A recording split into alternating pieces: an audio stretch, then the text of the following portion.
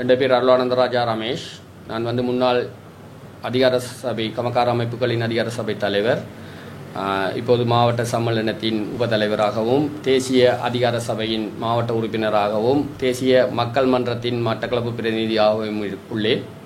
உண்மையிலே அண்மை காலங்களில் பார்த்தீங்கன்னா இலங்கையிலே தேங்காய் என்றது ஒரு பெரிய பிரச்சனையாக போய் கொண்டிருக்குது. இந்த தேங்காய் நிலைக்கு என்ன காரணம் இவ்வாறு ஏற்பட்டது என்பதை விளக்க வேண்டிய ஒரு காலத்தின் கட்டாயம் உள்ளது. கிட்டத்தட்ட 92 நாடுகளிலே தேங்காய் உற்பத்தி நடைபெற்றாலும் மிகவும் பெரிய உற்பத்தியாக இந்தியா, பிலிப்பைன்ஸ் போன்ற நாடுகள் இருந்தாலும் இலங்கையை பொறுத்தவரையில் நாங்கள் 4வது இடத்தில் இருக்கின்றோம். அந்த வகையிலே நாங்கள் இப்போ பார்த்தீங்கன்னா 100 ரூபா அப்படி இருந்தும் கிட்டத்தட்ட 100 ரூபா மட்டக்களப்பிலே 120 ரூபா 150 ரூபா வரைக்கும் தேங்காய் போய் கொண்டிருக்குது. கொழும்புலே அதை விட கூடுதலான விலையில் போய் கொண்டிருக்கிறதால அண்மையிலே சேம்பர் ஆஃப் கோகோனட் தலைவர் அண்மையிலே குறிப்பிட்டிருந்தார், தேங்காய் வருங்காலத்தில் கிட்டத்தட்ட 275 ரூபாயை அடையலாம் என்று சொல்லி.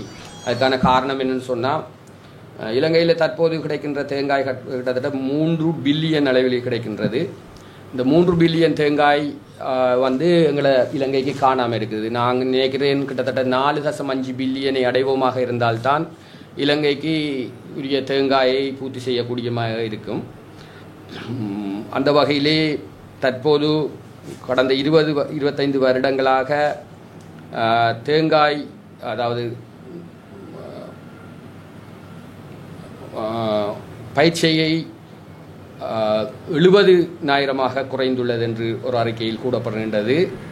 2021-22 நடப்பட்ட தேங்காயை 2012ஆம் ஆண்டு ஒப்பிடுகையில் கிட்டத்தட்ட ஒரு 4இல் 1 மடங்கு தான் பயிற்சியை விஸ்திரணம் அதாவது அபிவிருத்தி இருப்பதாகவும் கூறப்படுகின்றது.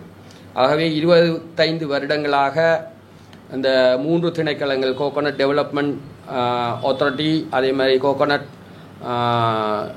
பயிற்சிகை சபை, அதாவது ரிசர்ச் என்றெல்லாம் 3 அரசு திணைக்களங்கள் இருந்தும் இன்றைக்கு பார்த்தீங்கன்றால் எங்களோட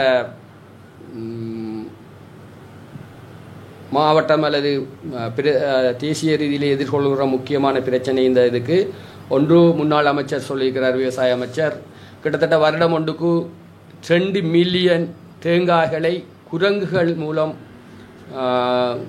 அழிவடைவதாக. ஏன்டா நீங்கள் பார்த்தீங்கன்னா குறும்பை குடிக்கிற, அதே மாதிரி அந்த வழுக்கல் சாப்பிட்றன்றது இல்லை, குரங்குகள்ன்றது மிகவும் மோசமாக போய் கொண்டிருக்கின்றது. அதே போன்று எங்களோட பிரதேசம் மாதிரி அநேக பிரதேசங்களிலே கிட்டத்தட்ட 25 மாவட்டங்களிலே 18 மாவட்டங்களிலே இந்த யானை பிரச்சனைகள் உள்ள மாவட்டங்கள் என்ற ரீதியிலே யானைகள்ற பிரச்சனை, குறும்பைகளை அணில் வெட்டுகின்ற பிரச்சனைகள், இவ்வாறாக பல பிரச்சனைகளை சொல்லலாம். அவை அதன் அடிப்படையிலே எங்களோட தென்னை உற்பத்தியும் தேங்காயிற நிலவரமும் மிக பாதிக்கப்பட்டு கொண்டிருக்கின்றது. இலங்கையை எடுத்துக்கொண்டால் கிட்டத்தட்ட 8 லட்சம் தென்னை விவசாயிகள் இந்த பயிற்சியில் ஈடுபடுகிறார்கள். அந்த வகையிலே இப்போ இந்தியா உள்ள அக்ரிகல்ச்சர் கவுன்சில் ரிசர்ச் சுட்டி காட்டுற ஒரு முக்கியமான விடயம், நம்மளோட டெம்பரேச்சர், அதாவது இந்தியா, இலங்கை போன்ற நாடுகளில் 27 தொடக்கம் 28 செல்சியஸ் டெம்பரேச்சர் தான் இந்த குறும்பைகள், அதாவது மகரந்த சேர்க்கை சரியாக நடைபெற்று குறும்பைகளை அதிகரிப்பதற்கு உகந்த காலநிலையாக. ஆனால் எங்களை எடுத்துக்கொண்டால் 33% என்றது அதுவும் ஒரு தடைகளாக இருக்கின்றது.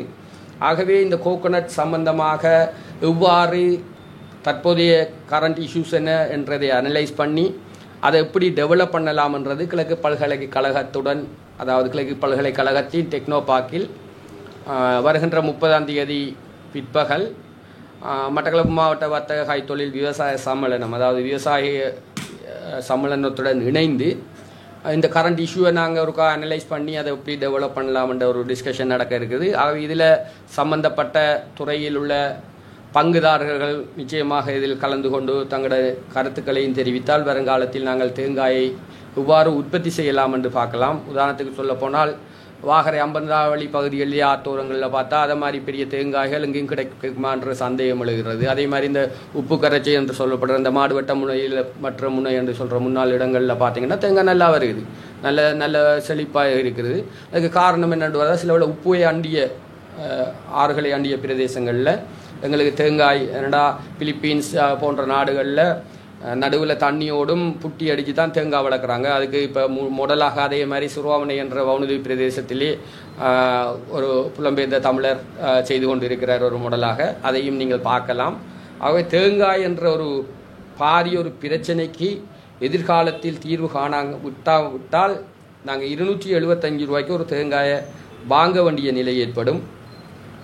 அதை தெளிவுபடுத்துவதற்கும் அதில் விழிப்படைந்து நாங்கள் எவ்வாறு அபிவிருத்தி செய்யணும் என்றதுக்குமாகத்தான் இந்த ஊடக சந்திப்பிலே நாங்கள் முக்கியமாக இதை தெளிவுபடுத்த வேண்டும் என்று நினைக்கிறேன்.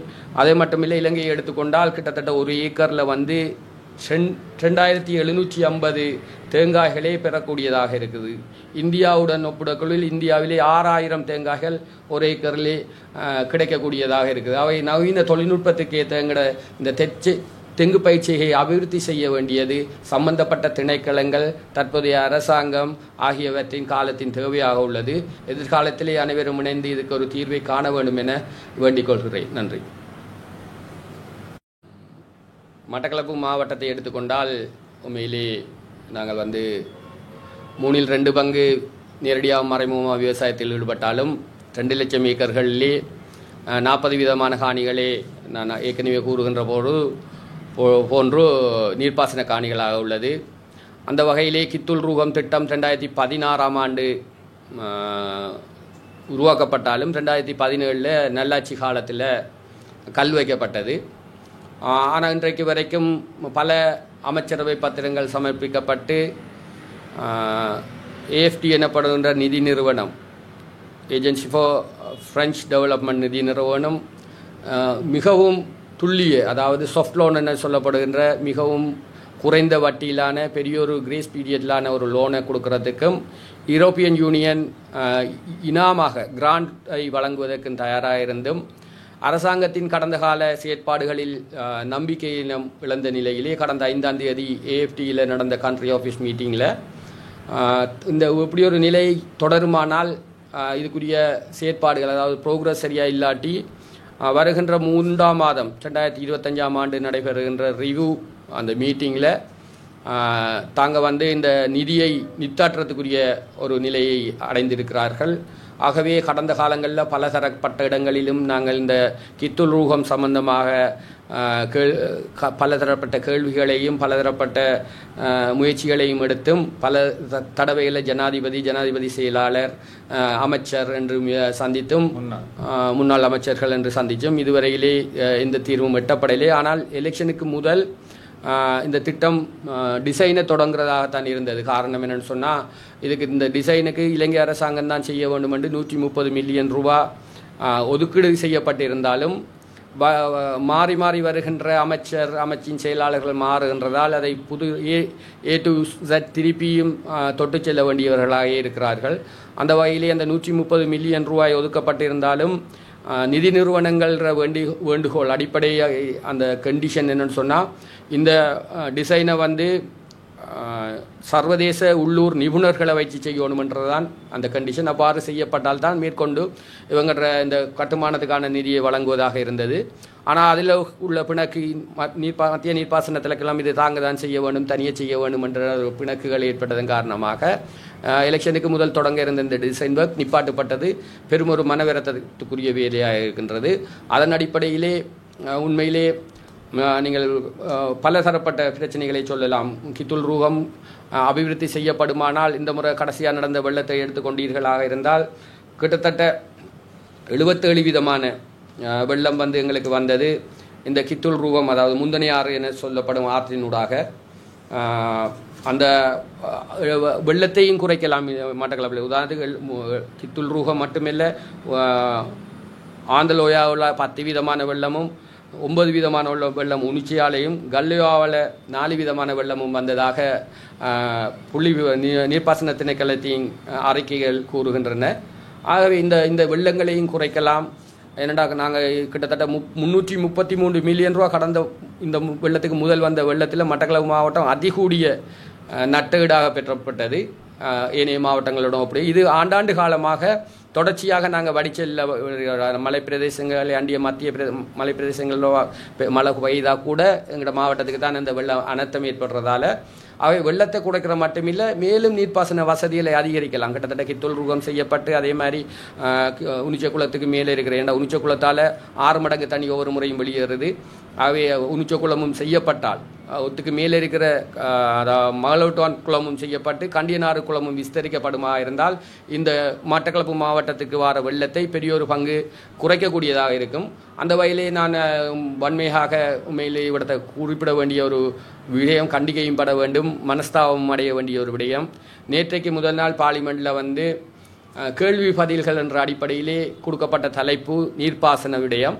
அந்த நீர்ப்பாசன விடயத்திலே உண்மையிலே இந்த கித்துல் ரூகம் இன்னும் ஒரு ப்ரோக்ரஸ் இல்லாத நிலையிலே நிப்பாட்டப்பட உள்ள என்ற விடயத்தை எங்களோட பாராளுமன்ற உறுப்பினர்கள் 6 பேரில் 6வது ஒருவர் கதைப்பார் என்ற ஒரு நிலைப்பாடு நாங்கள் வச்சிருந்தோம்.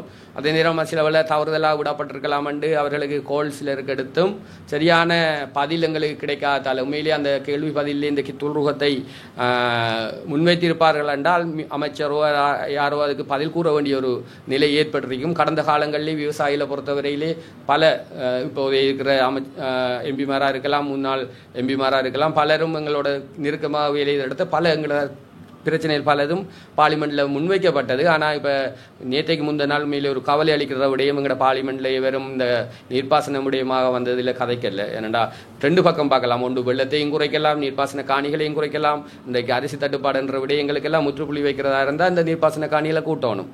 ஆகவே இனிவரும் காலங்களிலாவது நடைபெறுகின்ற மாவட்ட மட்ட கூட்டங்களாக இருக்கலாம் அல்லது தேசிய மட்ட கூட்டங்களில் மட்டக்களப்பு விவசாயிகளது தேவைப்பாடுகளை இனங்கண்டு எங்களோட மக்கள் பிரதிநிதிகள் அந்த இடங்களிலே உரிய முறையில் உரிய விதத்தில் முன்வைத்து எங்களுக்கு தீர்வுகளை பெற்றுத்தர வேண்டும் என்ற அன்பாகவும் பணிவாகவும் கேட்டுக்கொள்கிறேன். நன்றி. நாங்களும் ஒரு மாற்றம் ஒன்று வேணும் என்ற ஒரு அலையிலே நிறைய மக்கள் ஏற்பட்ட மனநிலை காரணமாக ஏற்பட்ட இந்த மாற்றம் உண்மையிலேயே ஒரு 3 மாதமாக இருந்தாலும் சிலர் விமர்சித்தாலும் எங்களை பொறுத்தவரையில் ஓரளவு ஒரு நம்பகத்தன்மையாகத்தான் இருக்கின்றது. காரணம் என்னென்னா கூடுதலான அந்த ஊழலற்ற சில விடயங்களுக்கு வழிவகுக்கிற மாதிரி இருக்குது. மற்றது இப்போதைய அரசாங்கத்தின் ஜனாதிபதி தான் முன்னாள் விவசாய அமைச்சராக இருந்தவர். அவர காலப்பகுதியில் நெல்லில் தன்னிறைவு கண்டு ஏற்றுமதி செய்த வரலாறுகள் எல்லாம் இருக்கிறபடியாக விவசாயிகள் மத்தியில் எங்களுக்கு ஒரு பெரிய ஒரு நம்பிக்கை இருக்கின்றது. இந்த அரசாங்கத்தின் காலத்தில் நிச்சயமாக எங்களை போல மாவட்டங்களில் உள்ள பிரச்சனைகள் விவசாயிகள பிரச்சனைகளை கண்டு செய்வார்கள் என்று. அந்த வகையிலே அண்மைய செயற்பாடுகள் கூட பல அரசாங்கங்கள் இருந்தும் பலதரப்பட்ட பொருட்கள் இறக்குமதி செய்யப்பட்டு அதில் பிரச்சனைகள் இருக்கிறது இனங்காணப்பட்ட நிலையிலும் இதுவரையில் அது திருப்பி அனுப்பப்பட்டதாக சரித்திரம் இல்லை. அந்த வகையிலே அண்மையிலே இந்த அரசாங்கம் எடுத்த முயற்சி அரிசி இறக்குமதியில் ஏற்பட்ட அந்த புழு வண்டுகள் அந்த பூச்சி என்ற விடயத்தில் எடுத்த முயற்சியை பாராட்டுகின்றோம். மேலும் எங்களுக்கு ஒரு நம்பகத்தன்மை இருக்குது. இந்த அரசாங்கம் தொடர்ந்தும் இவ்வாறான பிரச்சனைகளை இனங்கண்டு எங்களோட பொருளாதாரத்தை அபிவிருத்தி என்ற இலங்கையினுடைய பொருளாதாரம் விவசாயம் என கூறப்பட்டாலும் ஆனால் கடந்த அரசாங்கங்கள் முற்றுமுழுதாக எங்களுக்கு செய்ததாக தெரியவில்லை. இதையும் பார்ப்போம் வருங்காலத்தில் எவ்வாறு அவர்கள் செயற்படுகிறார்கள் என்று. நாங்களும் ஒரு மாற்றம் ஒன்று வேணும் என்ற ஒரு அலையிலே நிறைய மக்கள் ஏற்பட்ட மனநிலை காரணமாக ஏற்பட்ட இந்த மாற்றம் உண்மையிலேயே ஒரு 3 மாதமாக இருந்தாலும் சிலர் விமர்சித்தாலும் எங்களை பொறுத்தவரையில் ஓரளவு ஒரு நம்பகத்தன்மையாகத்தான் இருக்கின்றது. காரணம் என்னென்னா கூடுதலான அந்த ஊழலற்ற சில விடயங்களுக்கு வழிவகுக்கிற மாதிரி இருக்குது. மற்றது இப்போதைய அரசாங்கத்தின் ஜனாதிபதி தான் முன்னாள் விவசாய அமைச்சராக இருந்தவர். அவர காலப்பகுதியில் நெல்லில் தன்னிறைவு கண்டு ஏற்றுமதி செய்த வரலாறுகள் எல்லாம் இருக்கிறபடியாக விவசாயிகள் மத்தியில் எங்களுக்கு ஒரு பெரிய ஒரு நம்பிக்கை இருக்கின்றது. இந்த அரசாங்கத்தின் காலத்தில் நிச்சயமாக எங்களை போல மாவட்டங்களில் உள்ள பிரச்சனைகள் விவசாயிகள பிரச்சனைகளை கண்டு செய்வார்கள் என்று. அந்த வகையிலே அண்மைய செயற்பாடுகள் கூட பல அரசாங்கங்கள் இருந்தும் பலதரப்பட்ட பொருட்கள் இறக்குமதி செய்யப்பட்டு அதில் பிரச்சனைகள் இருக்கிறது இனங்காணப்பட்ட நிலையிலும் இதுவரையில் அது திருப்பி அனுப்பப்பட்டதாக சரித்திரம் இல்லை. அந்த வகையிலே அண்மையிலே இந்த அரசாங்கம் எடுத்த முயற்சி, அரிசி இறக்குமதியில் ஏற்பட்ட அந்த புழு வண்டுகள் அந்த பூச்சி என்ற விடயத்தில் எடுத்த முயற்சியை பாராட்டுகின்றோம். மேலும் எங்களுக்கு ஒரு நம்பகத்தன்மை இருக்குது. இந்த அரசாங்கம் தொடர்ந்தும் இவ்வாறான பிரச்சனைகளை இனங்கண்டு எங்களோட பொருளாதாரத்தை அபிவிருத்தி அடைய இலங்கையினுடைய பொருளாதாரம் விவசாயம் என கூறப்பட்டாலும் ஆனால் கடந்த அரசாங்கங்கள் முற்றுமுழுதாக எங்களுக்கு செய்ததாக தெரியவில்லை. இதையும் பார்ப்போம் வருங்காலத்தில் எவ்வாறு அவர்கள் செயற்படுகிறார்கள் என்று. அனைவருக்கும் வணக்கம்.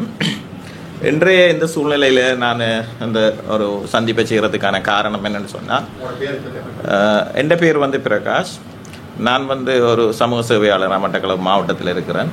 அது மட்டும் இல்லாமல் மட்டக்களப்பு மாவட்ட வர்த்தக கைத்தொழில் விவசாய சம்பந்தன விவசாய பிரிவுக்காக கல்குடா பகுதிக்கு நான் பிரதிநிதித்துவப்படுத்தியிருக்கிறேன்.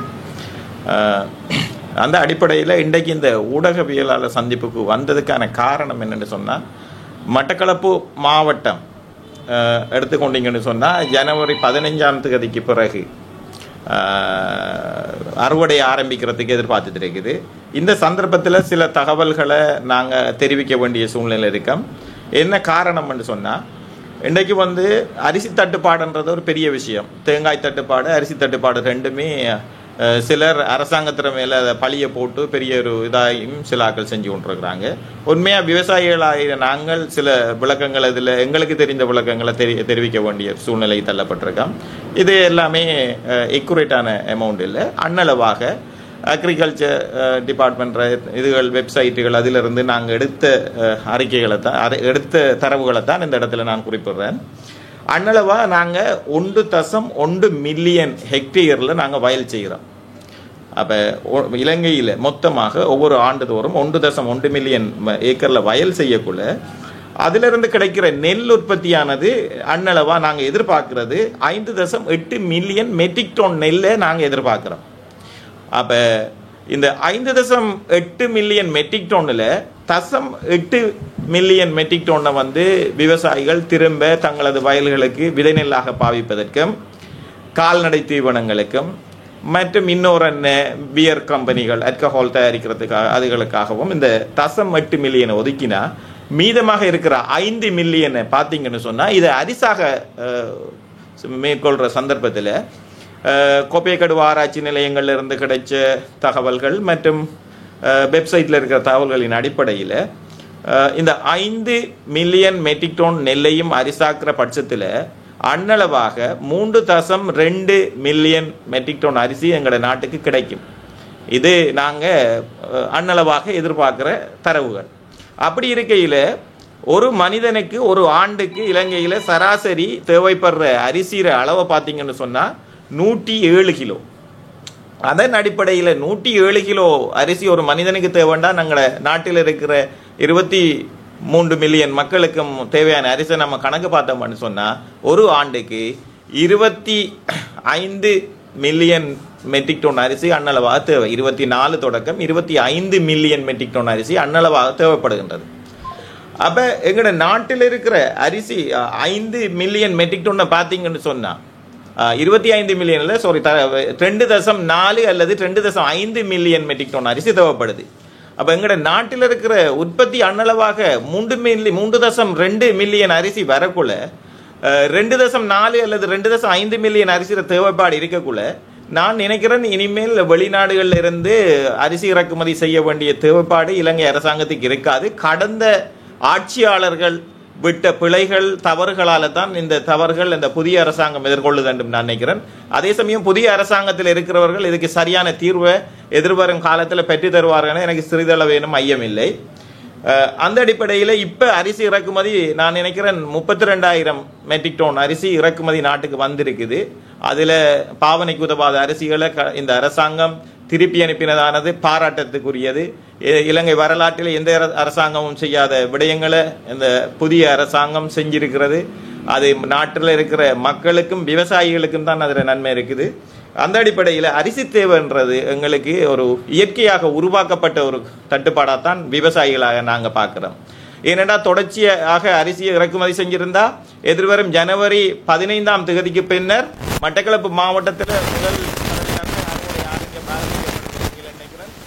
மட்டக்களப்பு மாவட்ட விவசாயிகள் அறுவடைகளை செய்யும் போது உங்களுக்கு தெரியும் இந்த வெள்ளத்திலே இருக்கிறோம். காரணம் நாங்க கரையோர பிரதேசத்தில் இருக்கிறோம். ஒரு ஏக்கருக்கு அப்ப சராசரி 30 மூடை என்ற விகிதத்துல நாங்க ஒரு ஏக்கருக்கு பார்த்து கொண்டிருக்கிறோம். அதாவது ஒரு ஹெக்டேருக்கு 80 மூடைகளுக்கு மேல நாங்க எதிர்பார்க்கிற விளைச்சல். ஆனா இந்த முறை அந்த விளைச்சலை ஒரு விவசாயிகளாலையும் பெற்றுக்கொள்ள இயலாது. ஏன்னா வெள்ளத்திற பாதிப்பு உங்களுக்கு தெரியும். வெள்ளம் எல்லாம் நெடுங்குறுத்தடிச்சு மிகவும் சிறிய தண்டுகளை கொண்டு காணப்படுறதால இப்ப நஷ்டஈடுக்கு பதிய வந்தாக்கள் பார்க்கக்குள்ள மேலே ஓலை பச்சையா தெரிஞ்சா அவங்களுக்கு வெள்ளம் இருக்கிற விளைச்சல்ல தான் அதில் பாதிப்பு தெரியும். எனவே 15 தொடக்கம் 20 மூடைக்குள்ளதான் அந்த விளைச்சலை நாங்க எதிர்பார்க்கலாம். அந்த அடிப்படையில் விவசாயிகளும் தங்களோட பொருளாதாரத்துல தொடர்ச்சியான நட்டங்களை எதிர்கொள்ளாம காப்பாற்ற வேண்டிய பொறுப்பு இன்றைய அரசாங்கத்தில் இருக்கிறது.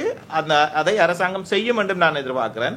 எனவே கடந்த காலத்தில் இந்த அரிசி தட்டுப்பாடு அரிசி மாஃபியா விலையேற்றம் என்று வரைகளை விவசாயிகள் இதுல நேரடியா பாதிக்கப்படுறோம். அரிசிற விலை ஏறித்தன்னு சொல்லி இன்றைக்கு மலைநாட்டு தமிழர்கள் பெரிய குறைவான சம்பளத்திலையும் அவங்க அரிசியும் தேங்காயும் பிரதானமாக கதைக்கிறாங்கன்னு சொன்னா எவ்வளவுக்கு அந்த விலையால் அவங்க பாதிக்கப்படுறாங்க.